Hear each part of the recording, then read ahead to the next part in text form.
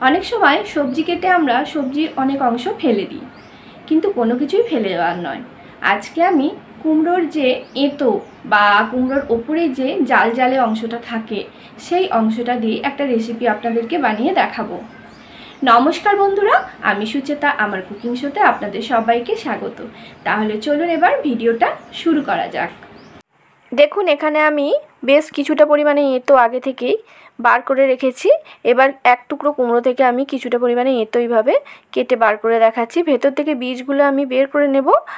আর যেহেতু এটা কচি কুমড়ো, এঁতোটা একটু বেশ অনেকটাই রয়েছে। পাকা কুমড়ো হলে এতটা মোটা এঁতো থাকে না। এবার এই এঁতোগুলোকে আমি ছোট ছোট টুকরো করে কেটে নেব। আপনারাও যতটা ছোট ছোট করে পারবেন এই এঁতোগুলোকে কেটে নেবেন, আর চেষ্টা করবেন ভালোভাবে বীজটা এঁতোর মধ্য থেকে বের করে নেওয়া। আর এঁতোগুলো কাটার আগে ভালো করে ধুয়ে জলটা ঝরিয়ে নেবেন। দেখুন, সব এঁতোগুলোকে আমি একবারে মিহি কিমার মতো করে কেটে নিয়েছি। এবার একটা বড় বোলের মধ্যে নিয়ে নিলাম। এবার এর মধ্যে আমি কিছু জিনিস অ্যাড করব। প্রথমে দিয়ে দিচ্ছি কাঁচা লঙ্কার কুচি, আপনারা যেমন ঝাল দেবেন সেই অনুযায়ী। হাফ টিস্পুন কালো জিরে দিয়ে দিলাম, পরিমাণ মতো লবণ, সামান্য হলুদের গুঁড়ো দিয়ে দিলাম। এবার দিয়ে দিচ্ছি বেসন। আমি এখানে 3 টিস্পুন বেসন দিয়ে দিচ্ছি। আর দিয়ে দেবো চালের গুঁড়ো, 1.5 টিস্পুন চালের গুঁড়ি এখানে দিয়ে দিচ্ছি। আর আমি হাফ টিস্পুন ঝাল লঙ্কার গুঁড়ো দিয়ে দিলাম। একটু ঝাল ঝাল হলে খেতে তবেই ভালো লাগবে।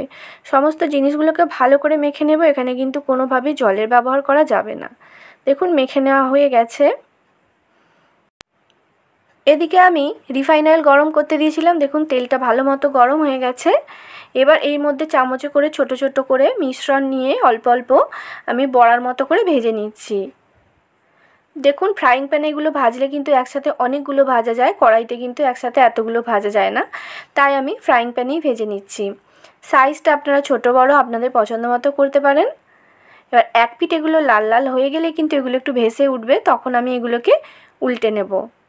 দেখুন, এক পিঠ লাল হয়ে গেছে, অপর পিঠও লাল লাল করে ভেজে নেওয়ার জন্য আমি উল্টে দিচ্ছি।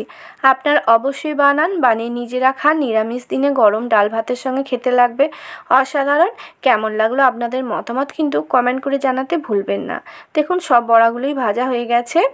তাহলে আজ এই পর্যন্তই রইল। নমস্কার।